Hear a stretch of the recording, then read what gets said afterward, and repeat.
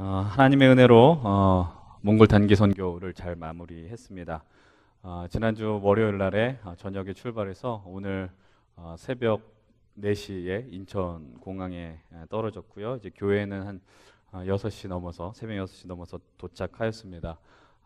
너무나도 뭐 좋다라는 표현으로는 다 담을 수 없을 정도로 참 그 귀한 것들이 지금 이 가슴 안에 있습니다. 그래서 특별히 다음 주 예배는 우리가 선교 보고 예배로 오부 예배를 좀 꾸미려고 합니다.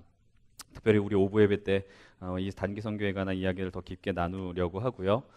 제가 지난주 말씀드렸던 것처럼 이 선교는 이 선교팀만의 선교가 아니라는 것을 분명하게 말씀을 드렸어요. 14명만의 선교가 아니라 하나님이 간절하게 우리를 부르시고 원하시는 이 선교였다. 하나님이 주도하시고 인도하신 그 선교에 우리가 모두 함께 동참했다. 그래서 우리가 함께 기도했고 또 우리를 응원했다라는 것을 우리들이 기억하였습니다. 저는 뭐 그런 생각이 있어요. 다음 주 주일 예배 때 우리가 나눈 어떤 은혜들을 간증하고 또 어떤 영상들을 교제하면서 나누게 되면은 내년에 만약에 몽골 가면은 몽골 가려고 한 사람들이 막 엄청나게 늘어나지 않을까 이런 생각이 있습니다. 특별히 오늘 보니까 우리 선교팀들 이렇게 얼굴이 그 몽골에서 얼굴하고 많이 달라가지고 제가 사람은 역시 이렇게 민낯일 때가 더 가까워질 수 있구나 뭐 이런 것을 좀 깨닫는 시간이었어요. 네.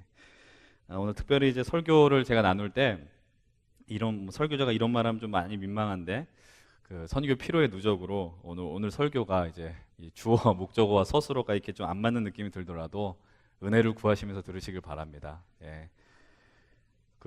어저께 되게 폼나면서 공항에서 설교 준비했습니다. 커피 한잔 하면서. 네. 근데 내용이 그래서 부실할 것 같아요.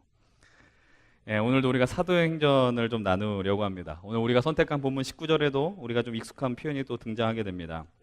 우리도 함께 읽어보기로 하네요. 19절의 말씀 한 목소리로 읽겠습니다. 시작. 그때 스데반의 일로 일어나 환란으로 말미암아 흩어진 자들이 베니게와 구브로와 안디오까지 이르러 유대인에게만 말씀을 전하는데 여러분들 우리가 지난주에 살폈던 그 어떤 내용이 오늘 또 등장합니다. 바로 스데반의 일로 일어난 환란이다라고 이야기를 하죠. 그 사건을 통해서 예루살렘 교회에 어떤 일이 일어났다라고 이야기했어요. 바로 교회가 그리고 성도들이 온 땅을 향해서 흩어졌다라는 이야기를 지난주 나눴습니다. 스데반의 죽음은요 한 사람의 죽음이 아니었어요. 이곳에서도 또 반복적으로 표현됐다라는 것은요 이 사건이 당시 초대교회에 있어서 얼마나 큰 충격을 주었던 사건인가를 다시 한번 오늘 이야기를 하는 것입니다. 그 결과 사도행전 8장에서 예루살렘 교회 성도들은 예루살렘 지역을 벗어납니다. 유대로 가고 사마리아로 넘어갔다는 것을 우리가 발견하게 되죠. 사마리아는 어떤 곳입니까? 유대인 백성들이 사마리아 땅을 혐오하였어요. 너무나도 증오했고 사람 대접을 하지 않았던 땅이 바로 사마리아였습니다. 유대인들이 아주 지극히 좁은 편견과 시선으로 그들은 이 세상을 바라보고 있었고 그런 삶이 너무나도 자연스럽다라고 오해하며 살아왔다는 것이죠. 그러나 사도행전 6장에 세워졌었던 7명의 집사 가운데 한 사람 빌립 집사가 이제 사마리아 땅으로 가서 복음을 전하였고 우리가 지난주 말씀을 통해 본 것처럼 그 땅에 기쁨이 넘쳤다라는 것을 우리들 발견할 수 있었습니다. 그런데 오늘 말씀을 보게 되면 우리가 잘 접하지 못했던 지역의 이름이 등장하게 돼요. 스데반의 일로 흩어졌던 사람들의 위치가 오늘에서야 비로소 조금 더 구체적으로 표현되게 됩니다. 예배 시간에는 우리가 거의 사용하지 않았는데 오늘 거의 처음으로 제가 지도를 쓰는 것 같습니다. 좀 함께 좀 화면에 지도를 비춰주셨으면 좋겠어요. 여러분들 유대 땅이 어떤 곳인지 여러분들 이게 지도를 이렇게 세계 지도부터 조금씩 좁혀가면 이해가 될 텐데 저기 저 바다를 우리가 뭐라고 이야기합니까? 바로 지중해라고 이야기합니다. 지중해는 남쪽으로는 아프리카가 있습니다. 그리고 동쪽으로는 그 서아시아가 존재하고요. 그리고 위쪽으로는 뭐가 있어요? 바로 유럽이 맞닿아 있는 것이 바로 지중해라는 것이죠. 여러분 그렇다면은 성경에서 우리가 그렇게도 많이 이야기하는 유대 땅이 어디인가를 한번 여러분 보셔야 됩니다. 저 이스라엘이라고 보여져 있는 것이 바로 유대 땅이라는 것이죠. 이스라엘 예루살렘이 보이십니까? 그리고 그 위에 좀 더 구체적으로 표현되어 있지 않지만 그 부분 가운데 요단강이 있고 그 다음에 예수님 활동을 하셨던 그 자리들이 있었고 사마리아 그런 부분들이 다 존재하게 되었다라는 것입니다. 사마리아는 어디 있냐면요 예루살렘과 그리고 유대 땅 사이에 있습니다. 저기에는 정확하게 표현이 되지 않았는데 그래서 요한복음을 4장을 보게 되면은 예수님께서 예루살렘으로 가는 여정 속에서 어디를 들리시냐면은 사마리아를 들리시는 거예요. 그러니까 사람들은 사마리아를 피해서 갔는데 성경에서 뭐라고 표현하냐면 예수님께서 일부러 사마리아길을 선택했다라고 이야기합니다. 그래서 그곳에서 남편이 다섯 있었던 그 여인을 만나고 너희들 영과 진리로 예배를 드려야 된다. 이 말씀을 전하셨던 요한복음 4장의 이야기가 그곳에서 나오게 되는 것이죠. 어쨌든 우리가 지도 보면서 성경의 모든 사건을 이야기할 수 있는 시간은 없습니다. 여러분들 사도행전 초반부 대부분의 사건은 그런데 어딜 중심으로 펼쳐졌냐면 바로 예루살렘 중심으로 펼쳐졌다는 것을 여러분들 기억하셔야 돼요. 그러다가 스데반의 순교로 말미암아 그들이 어디로 흩어졌느냐? 조금씩 그 퍼지는 영역들이 넓어졌다는 것을 보게 됩니다. 오늘 우리가 말씀에서 보았던 그 지역들의 이름이 여기에 나오게 됩니다. 어디가 나오죠? 바로 구브로와 베니게와 안디옥이라고. 여러분들 안디옥은 빨간 글씨가 아니라 저기 수리아 위에 안디옥이라는 곳이 있습니다. 그러니까는 안디옥이 성경에 보면은 비시디아 안디옥과 수리아 안디옥이 있는데 이런 얘기를 하면 여러분들 표정이 못 알아듣는다는 걸 제가 알고 있습니다. 그러나 하여튼 뭐 집중해서 들어주세요. 우리가 흔히 말하는 오늘 이 본문을 통해서 탄생한 안디옥 교회는 바로 우리가 얘기하는 수리아 안디옥 교회가 되는 것입니다.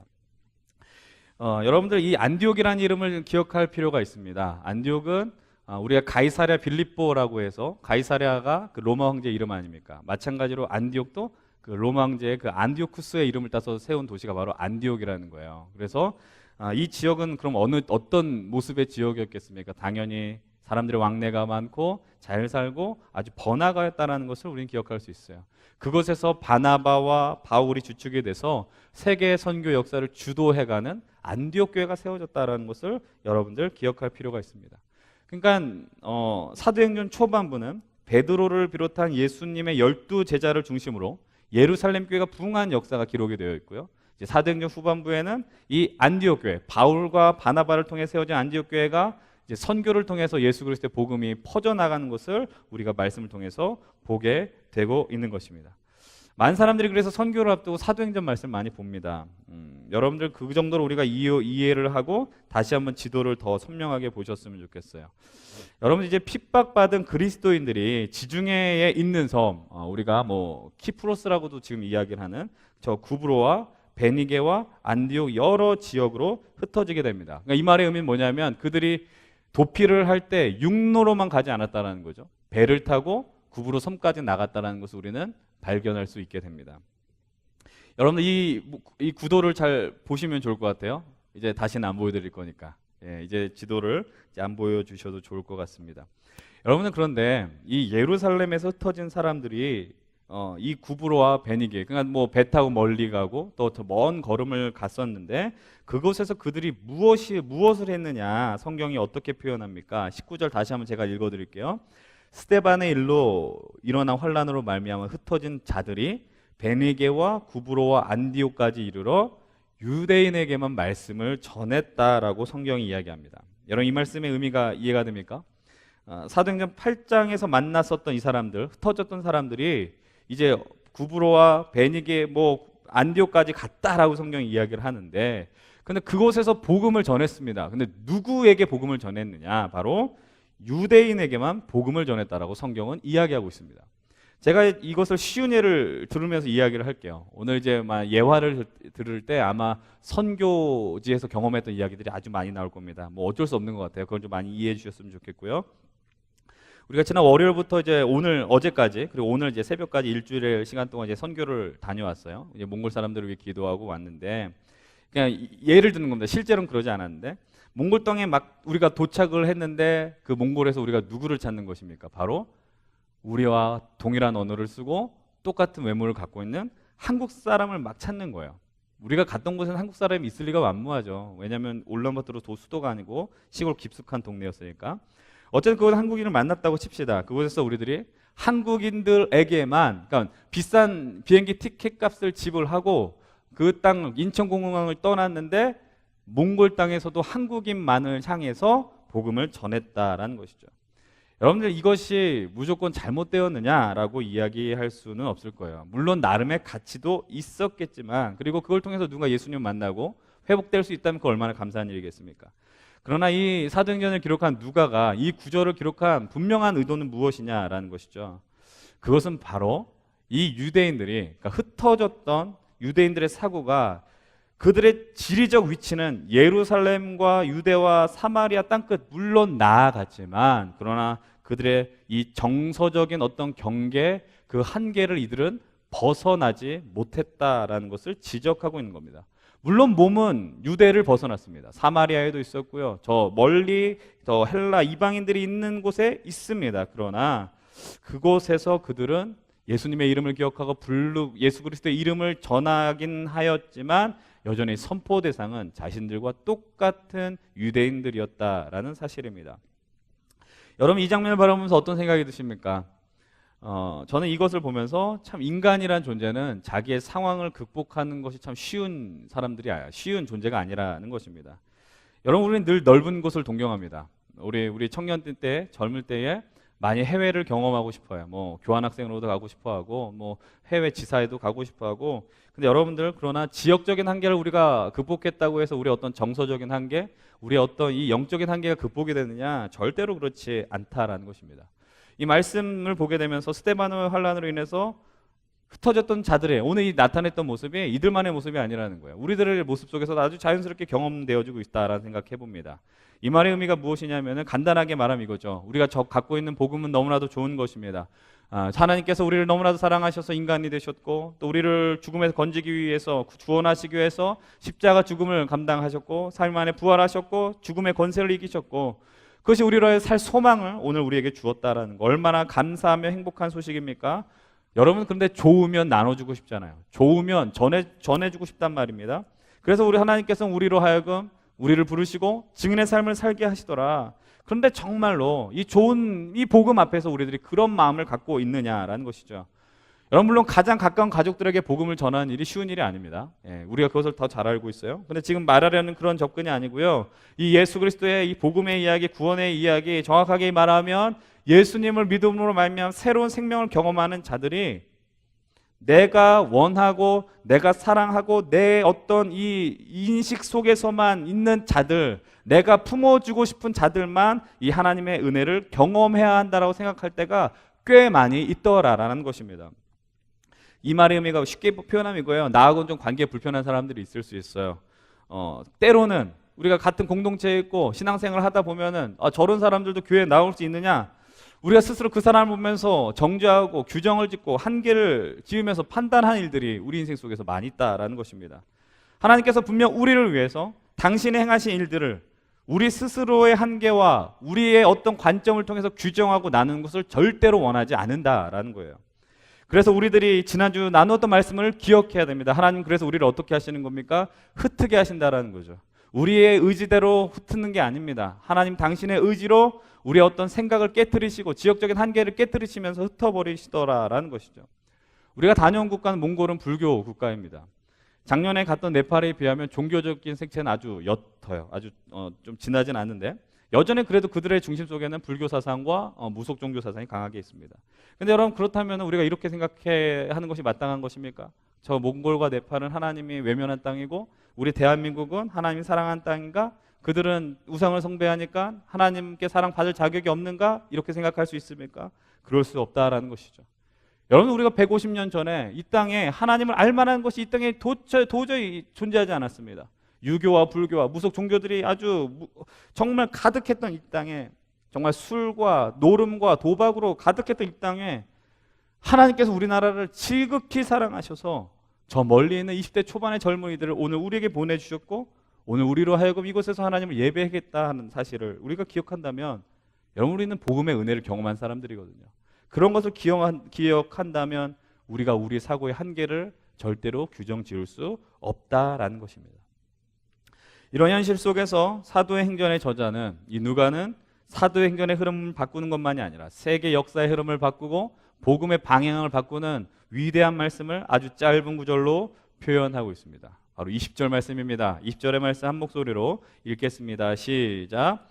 그 중에 구브로와 구레네 몇 사람이 안디옥에 이르러 헬라인에게도 말하여 주 예수를 전파하니. 여러분들 이 말씀을 생각하면서 보십시오.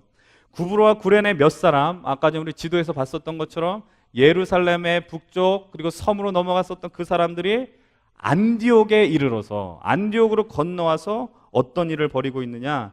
주님의 예수를 전파했다. 근데 누구에게? 헬라인에게도 말했다고 성경은 이야기하고 있습니다. 여기서 등장한 헬라인은 단순히 어떤 그리스 지역에만 머물렀던 사람을 의미하는 것이 아니죠. 헬라 문화권에 있었던 사람들, 쉽게 우리가 성경을 보면은 아주 흔하게 접하는 단어 무엇입니까? 이제 본격적으로 이 이방인들을 향하여 복음의 이 경계가 허물어지고 넓어졌다라는 것입니다. 예수 그리스도의 십자가 생명의 복음이 이 이방인들에게도 갔다라는 것이죠. 여러분이 만약 펜이 있고 형광펜이 있다면 이 사도행전 11장 19절과 20절 사이 명확한 선을 그어도 좋을 것입니다. 이 말씀은 선교 역사와 하나님 나라의 시간을 통해 볼 때, 여러분 지금 세계 시간이 예수 그리스도의 탄생을 기점으로 BC와 AD로 나눠 있지 않습니까? 그런 거와 같이 선교의 역사도 이 구절 앞에서 BC와 AD로 나눠질 수 있다라는 것이죠. 오늘 본문 이전에도 물론 이방인에게도 복음이 전해졌다는 것을 우리는 말씀을 통해 보게 됩니다. 사도행전 8장을 보게 되면 빌립이 사마리아 땅에 복음을 전했습니다. 사도행전 10장에서는 뼛속 깊이 유대인이었던 베드로가 이탈리아 부대 백부장이었던 고넬료에게 세례를 준 장면이 등장합니다. 그러나 우리가 이런 사례를 갖고 이방인들을 향한 선교가 본격적으로 시작되었다고 이야기할 수 없는 거예요. 여러분 그 과정들은 뭐냐면 하나님께서 이 이방인들로 하여금 복음을 경험하게 하는 일련의 준비 과정이었다고 이해하셔야 됩니다.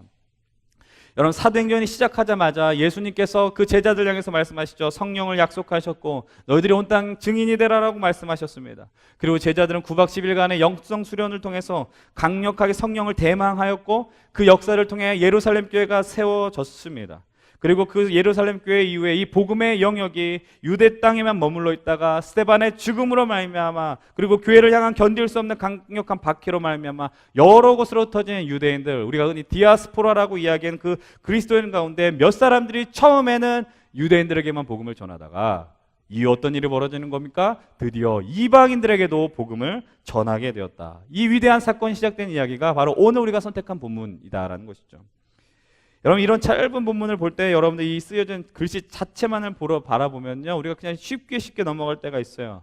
말씀 속에 담긴 의미를 잘 보지 않고 그러니까 이렇게 벌어지는 게 너무나도 자연스럽게 벌어진 것이다라고 생각하는 겁니다. 쉽게 말씀을 드리면 그래 처음에는 유대인들한테만 복음 전하고 그 다음에는 이방인들한테 하는 게 그냥 그래 흐름이야 라고 우리가 이해할 수 있지만, 그러나 아까 전에도 제가 말씀드렸던 것처럼 사람들이 자신의 생각들, 편견들, 어떤 선입견들을 뚫고 간다는 것은 우리 스스로 할 수 없다라는 거예요. 여러분 이번 선교에 참여했던 어떤 지체가 이런 고백을 했었어요. 자기는 예전에 이런 선교를 참여하는 사람은 아무나 하는 것이 아니고 소위 좀 말하는 영빨 센 사람들이 참여한 것이다라고 생각했다라는 거예요. 정말 맞습니까? 여러분 한번 이 14명 사람들 얼굴을 보세요. 영빨 있어 보이는지. 아니라는 거예요. 다음 주 보세요. 아니거든요. 그런데 이게 좀 제가 웃자고 하는 얘기지만 이 나누려고 하는 건 정말로 중요한 거예요. 우리가 이 땅에 살아오면서 하나님의 역사하심과 하나님의 일하심을 우리의 어떤 한계와 생각으로 규정 지을 때가 무지하게 많이 있다라는 겁니다. 선교를 준비하면서 사람들은 이렇게 이야기합니다. 야, 평소보다 인원이 적은데 이 인원으로 선교가 가능할까? 뭐 이 과정을 잘 보지 못하는 사람들은 기간이 짧으니까 준비를 잘 못했을 것 같은데 제대로 사역할 수 있었을까? 이런 막 부정적인 질문, 답변을 막 정하면서 이 팀을 규정하는 일들도 있었다라는 것이죠. 여러분 이렇듯 우리는 상대방을 아주 쉽게 규정합니다. 여러분 이렇듯 우리의 제한된 생각과 사고들이 우리가 하나님께 그리고 하나님께서 우리의 인생 속에 맡겨주신 그 사명들을 감당하는데 얼마나 많이 제한하는 것인지 모른다라는 거예요. 여러분들 이 말씀을 한번 제가 나눴으면 좋겠어요. 이사야 55장 8절과 9절의 말씀입니다. 여러분들 이 화면에 있는 말씀을 보면서 하나님의 생각이 어떤 것인가를 우리가 이 시간 좀 함께 보았으면 좋겠습니다. 함께 이사야 55장 8절과 9절 한 목소리 보겠습니다. 시작. 이는 내 생각이 너희의 생각과 다르며 내 길은 너희의 길과 다름이니라. 여호와의 말씀이니라. 이는 하늘이 땅보다 높음같이 내 길은 너희의 길보다 높으며 내 생각은 너희의 생각보다 높음이니라. 여러분 이 말씀 앞에 아멘 하셔야 됩니다. 너희의 생각과 나의 생각은 다르다. 내 하늘과 땅 차이만큼 비교할 수 없을 정도로 다르다. 여러분 우리가 이 믿음의 길을 걸어가면서 우리 인생을 살아가면서 하나님의 생각과 우리의 생각이 다르다라는 것을 겸손하게 인정하셔야 됩니다. 이것이 우리의 믿음의 출발점이 되는 것입니다. 그리고 우리가 하나님 나라를 살아가는 사명을 감당하는 기본적 태도라는 사실을 기억하셔야 합니다. 근데 여러분 20절에 등장한 사람들의 모습을 성경은 이렇게 표현해요. 뭐라고 이야기합니까? 구브로와 구레네 몇 사람이다 라고 이야기합니다. 구브로와 구레네 몇 사람. 성경은요 이들의 이름을 기억하지 않습니다. 여러분, 이것은, 이 표현 자체는 인간의 본성과는 전혀 반대의 개념이다라는 것이죠. 우리들은 늘 기억되기를 원해요. 누군가에게 기억되기를 원합니다. 그래서 여러분들 얼마나 기억되기를 원하면 우리 속담에 이런 표현 있지 않습니까? 호랑이는 죽어서 가죽을 남기지만 사람은 죽으면 이름을 남긴다. 그런데 여러분들, 죽는다고 다 이름을 남기지는 않습니다. 여러분들, 구브라 구레네 몇 사람이 예수 그리스도를 전파했다라고 표현되어 있는 것이 바로 하나님의 일하시는 방식이라는 거예요. 과거 어떤 대기업의 유명한 광고 카피 내용이 무엇이었습니까? 세상이 기억하는 것은 1등만 기억한다라는 것이죠. 그것만큼 비성경적인 표현이 어디 있습니까? 하나님 나라 1등이 있고 2등이 있을까요? 여러분 기억하십시오. 물론 하나님께서 우리를 향해서 기억하시는 것, 우리의 이름을 기억하신다라는 겁니다. 그러나 하나님은 자신의 이름이 이 땅에 드러나기 원하며 일하는 자들을 원하지 않는다라는 거예요. 세상의 많은 사람들은 예수의 이름을 갖고 자기의 이름과 영광이 드러나기를 원합니다. 물론 저에게도 그런 모습이 없다고 부인할 수 없습니다. 연약한 인간이기 때문에. 그러나 그럼에도 불구하고 조심스럽게 말씀드리고 싶은 것이 있습니다. 이 말이 어떻게 들릴지 모르겠지만, 물론 이것이 제 어떤 연약한 모습을 가리는 변명 같은 소리로 비춰질지 모르지만, 저는 이곳에서, 이 잠실교회에서 제 이름이 기억되지 않아도 좋습니다.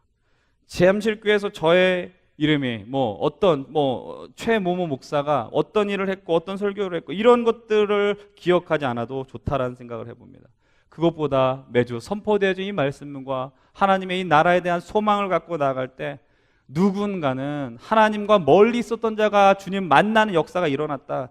그것 하나만으로, 그 사건 하나만으로 얼마나 귀하고 행복하겠느냐라는 생각을 해봐요. 이번 선교에서 우리 잠실교회가 몽골 땅을 방문했어요. 바롱하라는 지역의 교회를 섬겼어요. 그곳에서 어린 아이들을 만났습니다. 그곳의 아이들이 잠실교회의 이름을 잊어버려도 좋습니다. 대신 예수의 이름만 기억하면 좋겠어요. 만약 그럴 수 있다면 그것만큼 행복하고 감사한 일이 어디 있을까요? 여러분, 이곳에 있는 여러분들도요, 자꾸 누군가에게 기억되려고 발버둥 치는 삶이 되지 않길 바랍니다. 대신 하나님께 기억되는 삶, 주님이 기억하는 삶, 그것을 여러분들 간절히 원했으면 좋겠어요. 여러분, 왜 우리가 인생이 힘들어요? 왜 우리가 늘 어렵고 좌절해요? 자꾸 기억되기를 원하거든요. 자꾸 사람들한테 인정받기를 원하고 기억되기를 원하거든요. 다음 주 여러분들과 더 깊게 나눌 기회가 있겠지만, 특별히 이번 선교 속에서 사역과 더불어 하나님 주신 선물이 있었어요. 그것이 무엇이냐면 바로 우리 땅에서 볼 수 없는 몽골의 아주 아름다운 자연이었습니다. 저는 이제 깨달았어요. 몽골 사진은 진짜라는 사실을. 포샵 처리되지 않고 진짜였다라는 거. 드넓은 평원이었고 정말 우리 한국에서는 볼 수 없는 맑은 하늘이 있었어요. 그 사진, 그런 장면들을 보면서 우리 함께 동참했던 우리 팀원들이 얼마나 마음속에 치유가 있고 회복이 있었는지 모릅니다. 물론 인천에 와가지고 다 마음이 깨지긴 했는데, 여러분, 왜 이런 경험을 할까요? 왜 우리가 이런 경험을 할까? 지금 우리가 이 땅에서 사는 태도 어떤 태도인가? 자꾸 기억되기를 원하는 거거든요. 이 좁은 땅에서 자꾸 치열하게 살려고 막 아등바등하는 거, 살벌하게 경쟁하면서 하는 거, 1등이 되지 못하니까 막 좌절하고 아파하는 거. 이런 치열한 삶을 살고 있는 청년들에게 하나님이 정말 전 선물 줬다고 생각합니다. 여러분들 별 본 적이 언제십니까? 저도 제가 별 보기 위해서 하늘을 계속 봤다는 게 정말 신기하더라고요. 여러분들 다시 한번 간곡히 부탁드립니다. 우리의 목적은 사람들에게 기억되는 인생이 아닙니다. 여러분, 대신 하나님 우리를 기억해 주십니다. 그거 하나만으로 만족하시면 돼요. 이 믿음의 여정 통해서 하나님께 기억되길 간절히 원하는 그런 소망 갖는 여러분들이 되었으면 좋겠습니다. 이제 마지막으로 여러분과 나누고 싶은 메시지는 이것입니다. 우리 본문 21절 한 목소리로 읽겠습니다. 21절 시작. 주의 손이 그들과 함께 하심에 수많은 사람들이 믿고 주께 돌아왔다. 이 복음을 전한 자들의 이름이 성경에 나오지 않습니다. 여러분, 베드로의 이름 나왔고요, 바울의 이름 나왔어요. 베드로와 바울 같은 사람은 어떻게 보면 슈퍼스타들이죠. 우리가 그들의 모습을 보면서 우리들도 베드로와 같은 믿음을 갖기를 원합니다, 바울과 같은 믿음을 갖기를 원합니다라고 이야기하지만, 그러나 오늘 이 자리에 나온, 이 본문에 나온 구브로와 구레네 이 몇 사람들은 바울과 베드로와 같은 복음 전도자의 못지않은 엄청난 사역을 감당하였다라는 것이죠. 그들이 이런 사역을 할 수 있었던 이유는 무엇입니까? 바로 이것입니다. 주의 손이 그들과 함께 했다라는 것이죠. 주님의 손이 함께하는 것. 이번 선교를 마무리하면서 마지막 날 한 곳에 모여서 선교를 준비하고 경험한 은혜들을 나누는 시간을 가졌습니다. 근데 꽤 많은 절반 가까운 사람들이 이런 이야기를 고백했습니다. 많은 준비를 하지 못해서 하나님 앞에 너무나도 죄스러웠다라고 이야기했어요. 여러분들 당연히 선교 앞두고 준비 많이 해야 됩니다. 프로그램 준비 많이 해야 되고 기도도 많이 해야 됩니다. 근데 그 나눔을 들으면서 개인적으로 좀 아쉬운 부분들이 있었고, 또 그 고백을 남은 이들을 향해서 격려하고 싶은 말들이 있었습니다. 단순히 선교 팀원들을 향한 메시지가 아니라 이 땅을 살아가는 우리를 향해서 주는 또 주의 마음을 나누고 싶었다라는 것이죠. 우리들이 믿음의 여정을 가면서 충분히 우리 스스로 느낄 수 있어요. 아, 부족하다라는 거예요. 내가 하나님 앞에서 내가 너무나도 연약하고 부족합니다. 그것이 때로는 우리의 어떤 겸손함을 드러내는 표현일 수 있습니다. 그러나 반대로는 겸손함이 과장되어서 교만함이 될 수도 있는 것이죠. 여러분들 그런 가운데 믿음의 여정을 걸어가면서 하나님 앞에 내가 하는 것이 없는 것 같습니다. 죄책감이 들고 어려운 마음을 갖는 분들이 계십니까? 여러분 기억하십시오. 우리의 삶은 우리의 힘과 능력으로 살아가는 것이 아니라는 것입니다. 우리가 감당했던 선교 역시 우리 잠실교회와 우리 청년부의 힘으로 감당했던 선교가 아니라 바로 주의 손이 함께하는 하나님의 선교였다는 거 여러분 기억하셔야 됩니다. 물론 우리가 하긴 했습니다. 그러나 우리는 주의 도구에 불과했습니다. 주의 손이 우리를 붙들었고 하나님의 인도하심에 따라 우리가 감당한 것뿐이죠. 우리의 삶 속에서 부족한 부분들이 여러분 정말로 진실되게 발견되어진다면 그것을 겸허하게 겸손하게 인정하시면 됩니다. 그리고 그 인정함 가운데 하나님을 절박하게 바라보십시오. 그때에 벌어지는 역사는 무엇입니까? 하나님의 손이 우리를 통해 일하시고 하나님의 은혜를 우리들은 경험하게 되는 것입니다. 오늘 본문 21절을 보십시오. 수많은 사람들이 믿고 주께 돌아왔다라고 성경은 이야기합니다. 그들이 한 일은 예수님을 전파한 것뿐입니다. 그러나 그 모든 일들 속에서 한 그 주체, 이 역사의 주체는 바로 하나님이었다라는 사실이죠. 여러분, 하나님이 일한다는 소식을 놓치지 마십시오. 여러분, 때는 우리가 완벽하게 준비했을 때 우리가 스스로 교만하여져서 우리가 했다라고 착각할 때가 얼마나 많이 있습니까? 오히려 그 교만함이 우리의 사역을 제한할 때가 있었어요. 너무나도 철저하게 준비해서 목사님 이렇게 하지 않으면 안 되는데 서로를 향해서 이렇게 준비했는데 왜 하지 않냐고 다툼이 벌어질 때가 있지 않습니까?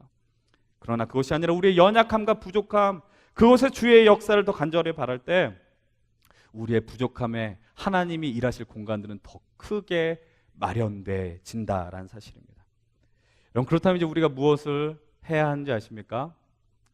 그 남포교회 원로 목사님이신 박영선 목사님이 아주 자주 표현하시는 표현이에요. 간단합니다. 오늘 우리에게 주어진 삶을 묵묵하게 살아가는 것입니다. 오늘 여러분들에게 주어진 삶이 무엇입니까?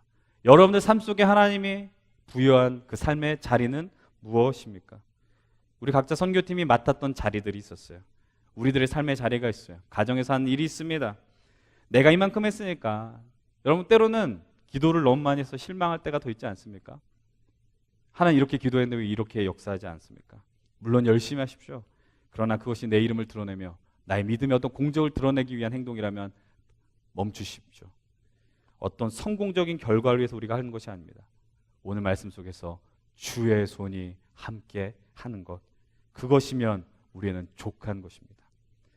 이제 우리는 또 일상으로 돌아가게 됩니다. 오늘 이 예배를 마치고 돌아가게 되죠. 우리가 그곳에서 하나님의 생각을 바라보지 아니하고 우리의 생각으로 세상을 바라보는 그 모습들을 내려놓으시기 바랍니다. 오늘 말씀 속에서 같이 하나님의 생각과 나의 생각이 다름을 인정하게 될 때 우리 삶 속에서 하나님의 손이 일하시며 하나님의 이름이 드높아지는 것을 우리는 더 선명하게 경험하게 될 것입니다. 특별히 내일부터 일상으로 돌아가는 우리 선교팀에게는요, 인간적으로는 정말 심심한 위로의 말씀을 드리지만, 그러나 하나님의 손이 우리 삶 속에서도 여전히 일한다는 사실을 기억하며 살아가길 축복합니다. 여러분들 이곳에서 우리에게 맡겨진 그 자리를 묵묵하게 살아가십시오. 하나님이 여러분들에게 맡겨진 그 역할을 감사한 마음을 갖고 붙들며 살아가십시오. 예수의 이름을 영광스럽게 여기며 살아가시고, 그때 주님께서 선하게, 그래서 우리가 생각하지 못했던 그 일들을 이루시며 역사한다는 사실을 우리가 믿고 살아가는 우리 귀한 믿음의 청년들과 우리 성도님들 되길 주의 이름으로 간절히 축원드립니다. 기도하겠습니다.